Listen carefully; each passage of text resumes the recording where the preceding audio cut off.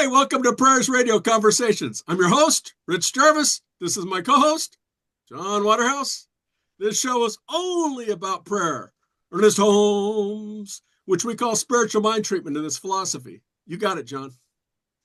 Welcome, everybody. You're going to have a great time today because we have with us an iconic figure in the Science of Mind movement. This is Maggie Cole. She is a emeritus practitioner living in Northern California. If you were part of the United side of Science of Mind, you know Maggie because she was at Asilomar every summer, running the backstage and keeping us all in line and supporting us. And beyond all of that, she is an amazing practitioner. I would say she's a practitioner of practitioners. And what she brings with us today is a rich history of supporting this movement and people in it for many, many years. She was the recipient of the Practitioner Meritorious Award in 2018 and now serves and teaches classes through Unity of Houston. And is doing wonderful work there with many people. So we're very blessed to have her with us today. Hi, Maggie. Thank you for being here. I'm so happy you're here. And I would love it if you would open us in with a spiritual mind treatment. Yes, sir. I invite everyone to be still.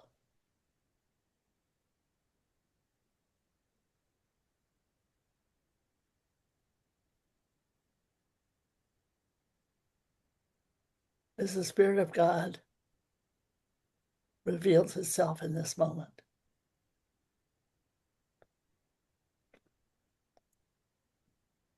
Mm-hmm.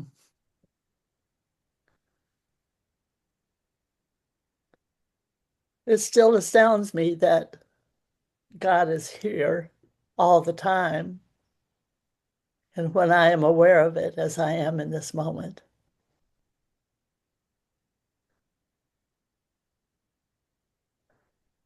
I am filled to overflowing with His power, with His grace, with His absolute boundless joy. It's enthusiasm, it's creative genius. All the many things that it is, too much to even imagine, much less articulate. And in the midst of this, I realize that this is who and what I am, who and what John is, who and what Rich is, who all of us are. God is always here and always all is well. So abiding in this feeling tone, I speak my word for our time together. And I accept that God is revealed through each one of us.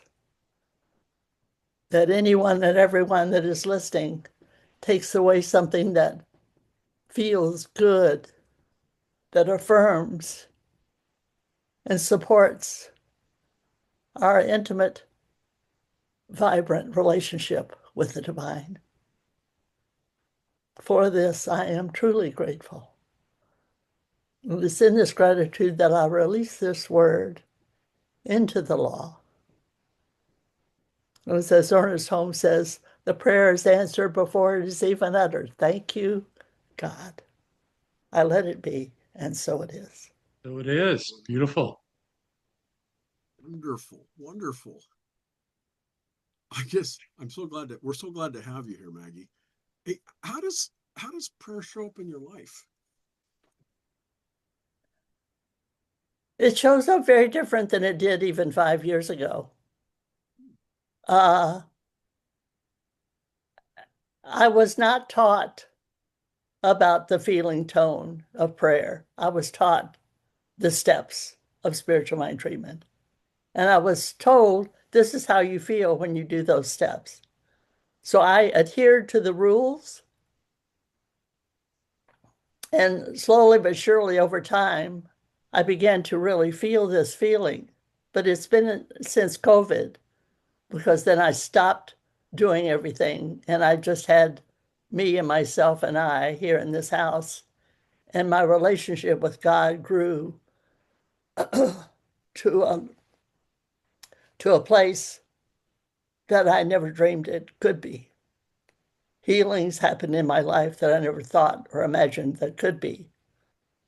So a few people that I'm teaching now are talked about retiring and what are they going to do? And I thought, you might find God like I did, because you won't be busy, you know. So prayer is something that kind of happens in me. Um, but and when I pray in a meeting or I pray for a client or something, that's one thing. But when I'm here, I have several practices that let me know that it's time to shut up and sit down and be with God. And I find that I don't pray a spiritual mind treatment, but when I do the first two steps, I thought, well, what do I need to pray for? You know, God is here and all is well. And then when my mind is spinning, I throw my arms open and say, show me what's here. And that kind of dissolves everything, and that thing that I need to pay attention to shows up. I never was one to have, you know, a practice of 15 minutes in the morning. I just ended up doing it most all day, you know, at any time. I thought you can be still and feel the presence of God in any moment you want to. You just have to shut up and sit down and, or maybe even wash dishes and do it, but it's always here. And I think that's the main thing that I teach. And a lot of people have been calling me for prayer lately. Um, so I'm tasting it again in a way that I used to when I was at church all the time. So I'd like to know how long you've been in this spiritual movement, and tell us the story of how you found it. 1989, it was in the summer, uh,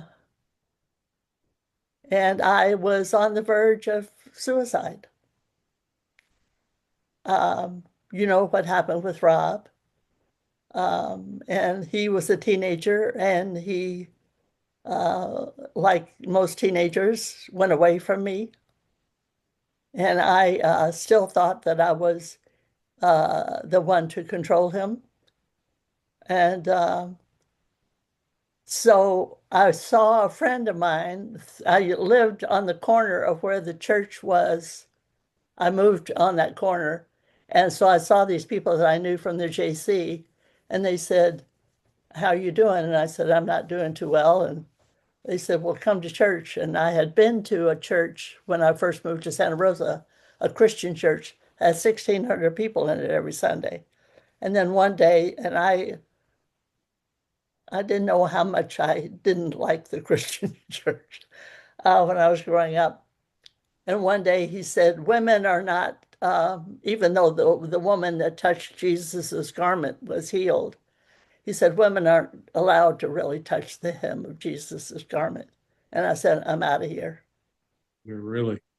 And then I found the JC, and then I found the church, and it has saved my life literally and transformed me over and over and over and over again. And I owe that to Ernest Holmes and to all the teachers I've had, especially Michael Beckwith. When I found Michael Beckwith at Asilomar, I didn't understand a word he said, but I thought there's something here for me. And I actually knelt at his feet on those little tiny steps, and I told him I loved him. And then we became friends over the years. I was at Revelations every year. And at Revelations, my first Revelations is where I felt, because people talked about the veil, and I thought, well, that's just hogwash. I don't think I've ever said that word. Um, and Nikki Harris was singing, "You've got a friend, God is your friend." And that veil dropped on me, dropped from me. And I went, oh my God. I was 4 years into this teaching. I said, oh, that's what they mean. And I stayed there, and Michael and Ricky and Nikki were there. My head was in her lap, and I was weeping. And I told Michael, I said, this is what happened to me. And he said, you'll never see the world the same again. And he was right. And of course, I had to release 4,874 false beliefs, over the years. And sometimes they creep in. But I say, you're not welcome here. Good for you. That's lovely. I think that's wonderful. Actually, that speaks to the mountains of knowledge that you've gained over this using this philosophy. Hey, the tangible results that you've seen from prayer. I mean, you just speak your word and it just happens, or do you say this long, grandiose prayer that? Oh, I don't do long, grandiose. I've heard that too many times to want to be the one doing it. Um, I really follow the rules of spiritual mind treatment. I don't take the condition into the prayer ever. And actually, at my old church, they are now saying, and they did when I was there, what do you want to experience instead of what is your prayer request? And Very nice. And I think that way you don't have to translate the condition into the principle into the thing. You just say what you want to experience. And it's certainly not People where tend they to know were. what they don't want more than what they do want. Yes. So that's easy. Because once you feel the presence of God, the language, people say, well, I don't know the language. I mean, I've taught practitioners about prayer that have been praying for 15 years. I still don't know the language. I said, oh my God, do you not trust God to deliver that to you? You know, when I'm in that presence and there's no past, there's no future, this is it. This is the only thing that's happening. This language comes out and I hear other people praying like a robot, the birds and the bees and the trees and the this and the that. And I'm thinking, what are you feeling? In fact, I did a class for a friend of mine who was teaching Prac 2, Prac 1 maybe. And she invited me she said, I want you to be a guest. And the topics were, the 30 weeks. And I said, I'll take prayer. And so she says, I don't want you to teach us the steps. I want you to teach us the feeling. And Ernest Holmes says, I wish I could give you the page number. He says, you can teach form, but you can't teach the feeling. And I was doing a prayer for regular people, and then I did it for the Golden Gate Church, Mary's Church practitioners. I did retreats for them as well. Nice. And then my friend says, are you going to do it for Santa Rosa? And I had my stuff about Santa Rosa then. And I said, no. And I said, no, I'm not withholding anything anymore. And so I taught it to them. And these are seasoned practitioners for the most part. And it was amazing how, 15 minutes before the class with Corte Madera, I had this insight. And I thought, I always say when I'm really high on God, take me now, Jesus, because it can't get any better than this. And so I thought, I'm going to use that. So when they sat down, I said, let's be still. And I said, I want to do this thing before we pray. And I said, think of a time when you said, take me now, Jesus, because it can't be getting better than this. And I said, when you have it, just raise your hand. But I said, be with it and expand it in your mind. And then open your eyes and say one word. It was bliss and all this stuff. And several people were crying. And I said, that's where you start your prayer. Very nice. Not until then. And then it just comes. That's lovely. And maybe even your reason for going there is even gone. because you're immersed in this feeling. Michael Beckwith said, don't ever think your way to God, feel your way to God. And I listened to him I still am, not all like I used to every day. I have hundreds of tapes and CDs of him, but he's the one that really opened my eyes. So I love that example you just gave us of giving people a place to go, a way to move to a state that really accommodates this thing called spiritual mind treatment. Any other advice on ways to make treatment more effective? Well, you asked about demonstrations. What I've found, especially like I said, since COVID, is that I don't know who said this. I don't think I made it up, but God knows what we have need of. And when I read, I have my textbook right here. I get into it a lot. I just open it up and say, "Oh my God, I remember this," or I don't. But I have in my consciousness the truth that everything is already here, you know? And what I learned very late in my spiritual journey, certainly since in the last 10 years, I realized I was always giving. I was hardly ever receiving. People would say very nice things to me. "Oh, your class is the best I've ever taken." And I would hear it and it would not go in. Mm. So I started teaching classes on receptivity. Because they say you always teach what you need to learn. It's And then true. I had a bunch of accidents and concussions and car wrecks and broken legs and arms and stuff like that. And I had to have help. So that was my best friend, Michael Gott. Do you know Michael Oh, Gott? yes.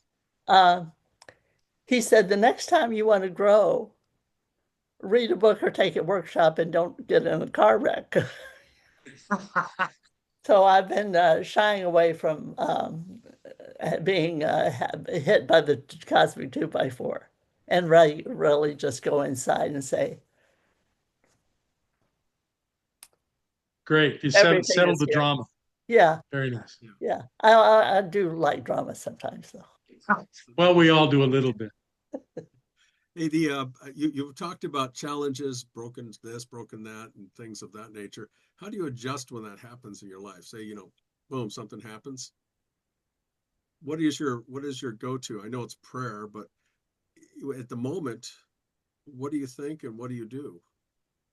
In the moment of being triggered, I'll say that, Yeah, or smashed, or, oh my God, that's happening. yeah, I have learned, especially again, since COVID, since I have been quiet, God is right here. So Rich, I never felt loved in my life. I not only feel love, but I accept it and receive it.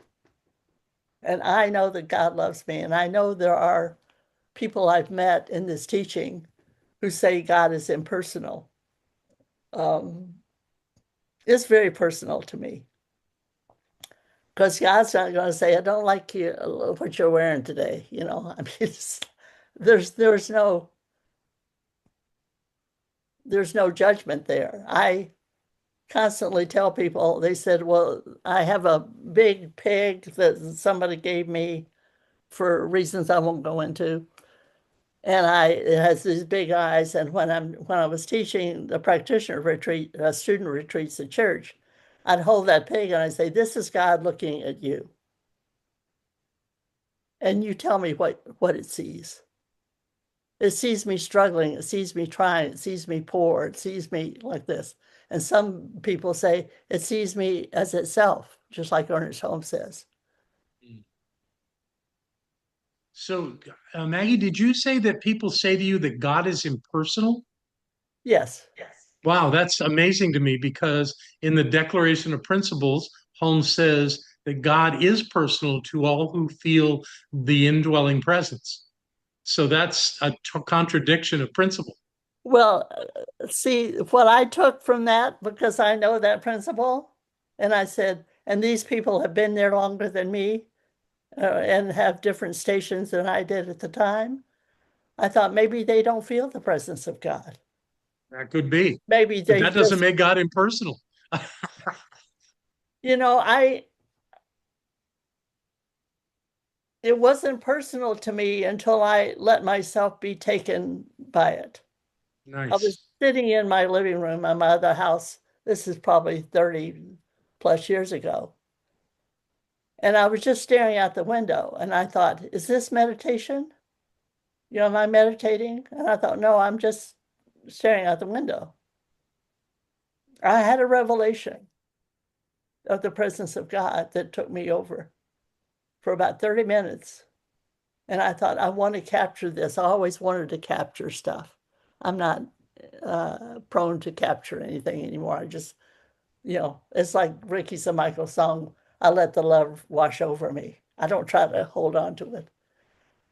But I wrote a statement, and the last line of the statement is, I accept that this is who and what I am. And I assume that when one has that feeling, because people always say, I just forget that God is here. Do you ever forget that God is here? I have my emotional life. You know, I'm watching the Warriors and they're losing and I'm pissed off, you know, but I don't live there. I just let this happen. Carol Huntley told me a long time ago in a workshop that I was actually part of this whole event, the Spirit of the Rose Festival. And she said, because I said, I can acknowledge that Rob was burned, but I won't accept it. And she said, until you accept it, you're not going to be free of it. Let your emotions take you over, because if you let them have their way, they come and they go. And I remember talking to a fellow practitioner who came to church one day, and I hadn't seen him in a long time. And he said, I'm holding on, holding on. I said, what are you holding on to? And he said, I just want to cry, but I just can't. And we went in the back of the church between services, and I said, do it with me. He said, I'll cry forever. And I said, I promise you, if anybody's going to cry forever, it's going to be me. But go ahead. And he let go, you know, and he was so grateful. And I said, we are meant to feel this. You know, and I'm angry and I'm sad and I'm this. And sometimes they say, God, do something about this. I say that. I remember Georgia Prescott. I don't know if you ever knew Georgia. She was a minister, Sacramento. Sacramento. And she said, sometimes I get on my knees and I say, please, God, show me the way. And I say, I've done that too. In those kind of desperate moments. But I don't, that reaction, you know, Michael Beckwith said, a reaction has no thought in it, has no choice in it. A response has choice. That's right. So my emotions give me emotional reaction, but then my response is to be still. I And love so that far the it's idea of working. talking to God. That's great stuff. Yeah. Every night before I go to sleep, I say to myself, "Tell me what I need to know," Yeah. and I go to sleep. And often I wake up with information I did not have. I know I do a lot of stuff at night when I'm asleep. I wake up, this prayer thing that I was talking to you about before. I thought I'm waiting for the puzzle pieces to come together. And one morning I woke up and I went, oh, there it is. It's all put There you go. together. I said Right. all the pieces of it. Comes into consciousness, and then it becomes form. You can see it. You Yeah. see it. Brilliant. Yeah. The thing that interests me too is that you talked about unity, Michael Beckwith, who's agape. How have your prayers evolved over time? How have they changed over time? Did you just, you said that in the 80s you came into Science of Mind. Was there a path that you followed on that actually brought you to this point where you're at right now? Rich, I started out by coming to this church and thinking I'm going to stay alive another week. Yeah. And I joined the church at the next, we did it 4 times a year. I joined in the last quarter of 89. And I was in service immediately. And then I took a class immediately. And then I saw the practitioners on the stage and they said, blah, blah, blah, blah, blah. And I thought, I can't connect to that. I thought, what are they doing? And I took another class, and then I didn't take classes, and I was just there, and I was in service, and I thought, my God, I have a life, you know? I didn't know how much I had to let go of at that time, but I thought, I'm alive. And Rob and I weren't hardly even speaking, so I said, maybe it's time for me to have a life. Good for you. That's great. And So you've been teaching. Oh, Go I'm ahead. sorry. That No. turned into when I went to Revelations for the first time, and I had that experience. I came back and I said, and at Revelations on Sunday morning, they had the practitioners in the auditorium, lining the walls. And I went to get prayer, and I said, I'm in a space where I don't know what's next. And I came home and I signed up for the next class and went straight into practitioner. Very nice. I was a nervous wreck the first time. For your many years of being a practitioner, I'm just curious, when you treat someone, oftentimes someone will come back to you and kind of talk about what happened. Have you ever had anybody come back to you and say nothing happened or it didn't work? And if they have, how do you respond to someone like that? Well, I mean, we were taught that when we prayed for somebody in Grand Temple, for example, when we see that person, if they come next time, because some people would get attached to a practitioner, right. I never wanted to encourage that. Okay. But sometimes they would come back to a practitioner and they would say, I got this much or whatever it is. That happened to me a couple of times. And I remember that when in the teaching we were taught, like, when you pray for somebody, that prayer is done. You don't ever return to that particular prayer or even that particular situation. And I remember years ago, I was having trouble putting my feet on the floor and on the ground. There was a resistance in me to land here. And a woman who was in my practitioner circle, every 2 years you have to re-up it.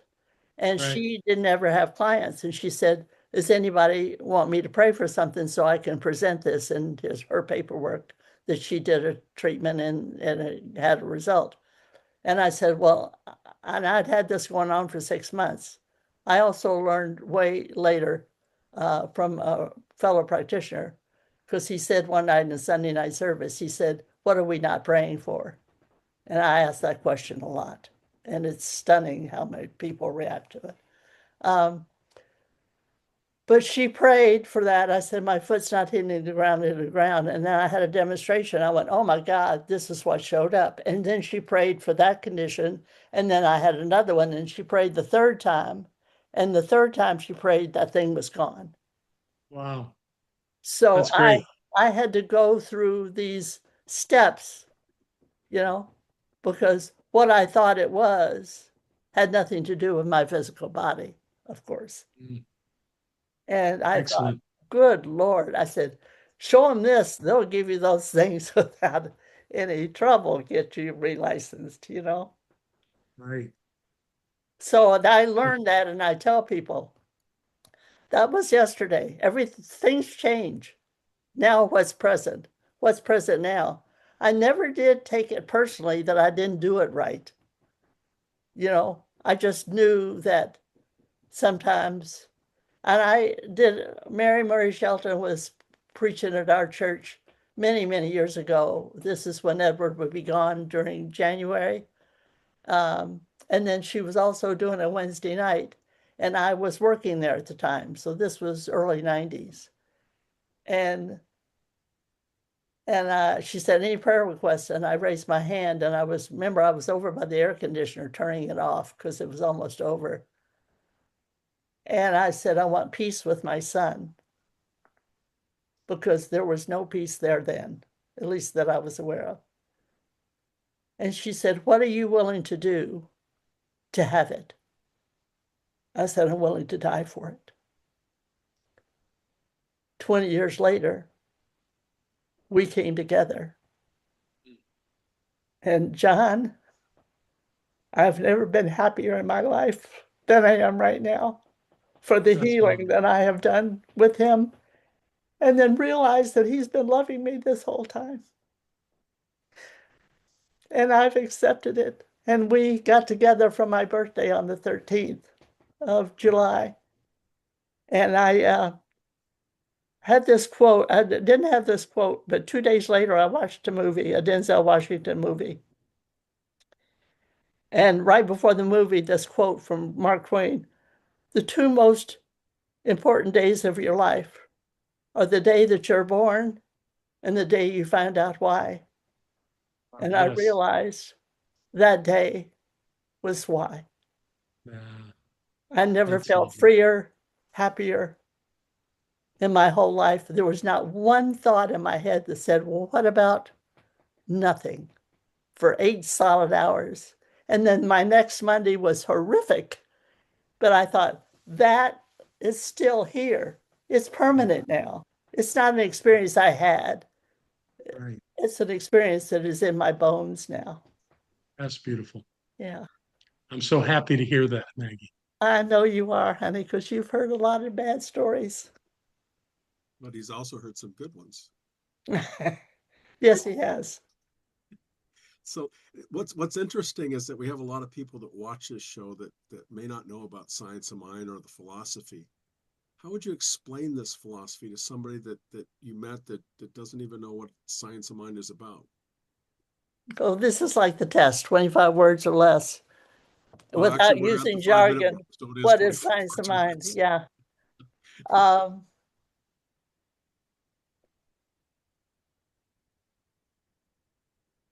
Science of mind is what does it say on the book? Something about it's a teaching, it's a philosophy, it's a way of life.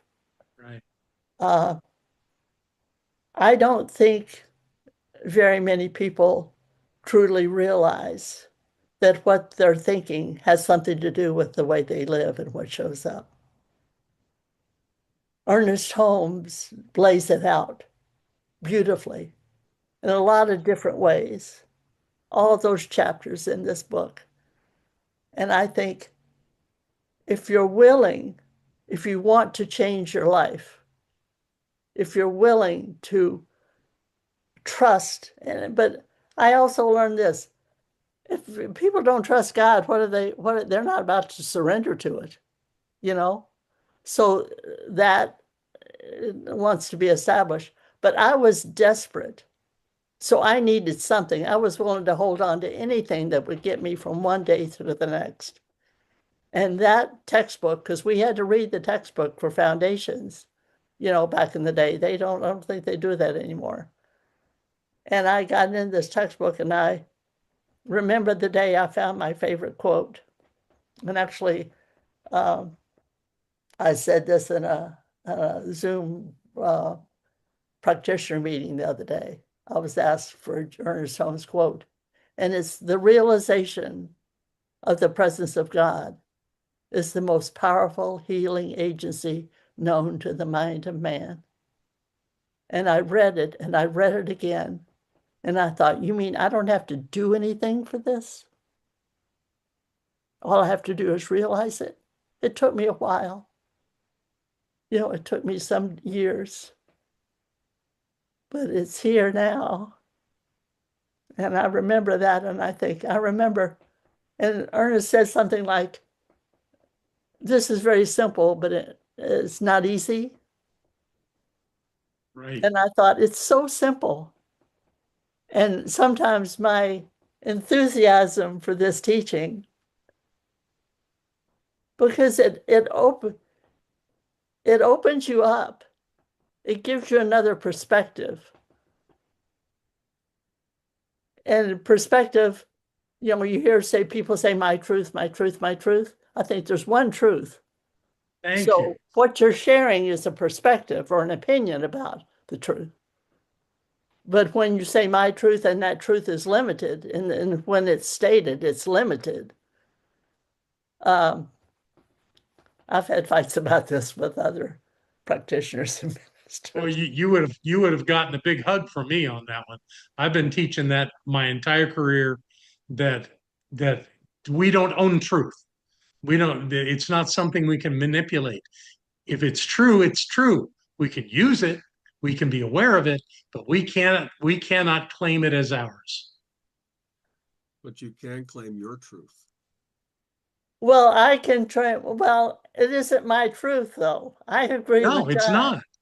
It's I have complete faith in God, and not I didn't have any of that in the first 50 plus years of my life. None of it.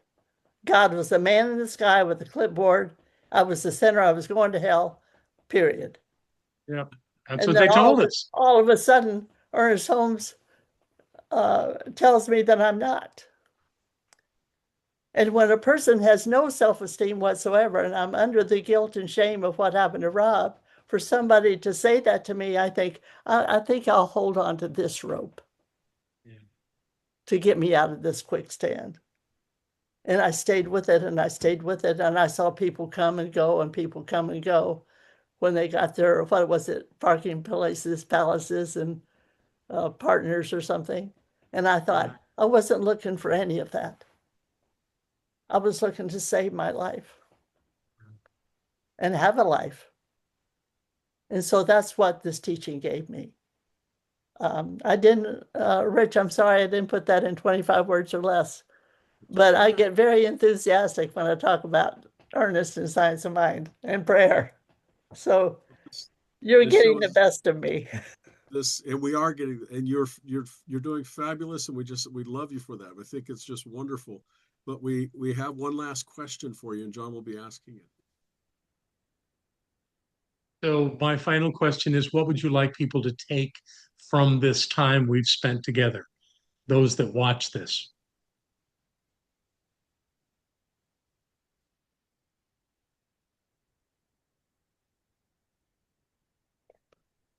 I would hope people would take away a feeling that I am speaking not from a book or from something or someone I studied, but I've taken all that I have learned and applied it. And this is my experience of the divine. This is my experience of myself. I have accepted myself in a way I never thought possible. I am happy in a way that I never thought possible, that I couldn't even imagine, you know. And healing comes. Michael, God, and I pray every week. We have our 2 hours together and we pray. And some of those prayers are rich. I'm thinking about your question. The next day, it's there. When I had that prayer, when Mary prayed for me to have peace with my son, that took 20 years. But I realized if I was receptive in those days, it could have happened much sooner. So I want people to know that you need to open yourself up. Beautiful. Very Open nice. yourself up, and God will bless you without prayer, without meditation, without study. You just feel the blessings. But I continue to do those things just That's in lovely. case. Yeah, It's So, wonderful. so would you be so kind as to treat us out of our time here together? absolutely.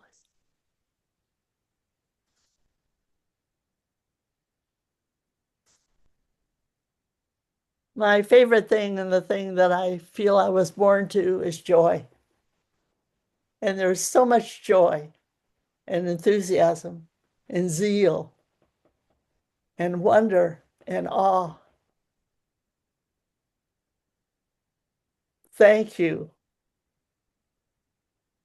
John and Rich, for this experience of beginning the morning in this way. And for anyone and everyone that is listening or hears the sound of my voice and this prayer, we all are the light of the world.